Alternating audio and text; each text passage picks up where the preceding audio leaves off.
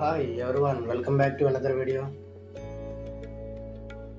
ఇవాళ మన వీడియో వచ్చేసి సోమనాథపూర్ టెంపుల్ ఫ్రెండ్స్.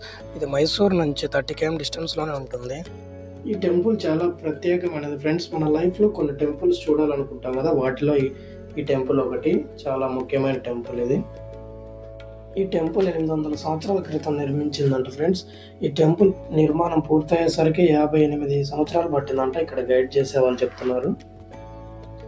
ఈ టెంపుల్ సోప్ స్టోన్తో నిర్మించారంట. ఈ సోప్ స్టోన్ ప్రత్యేకత ఏంటంటే ఇది భూమిలో ఉన్నప్పుడు సాఫ్ట్గా ఉంటుందంట, వన్స్ బయటకు వచ్చాక హార్డ్గా మారిపోతుందంట ఫ్రెండ్స్. 800 years బ్యాక్ అంటే ఎలాంటి టెక్నాలజీ లేదప్పుడు.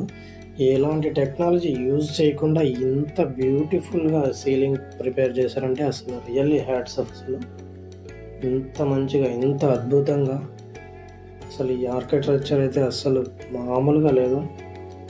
ఈ శిలను చూడండి ఎట్లా చెక్కారు.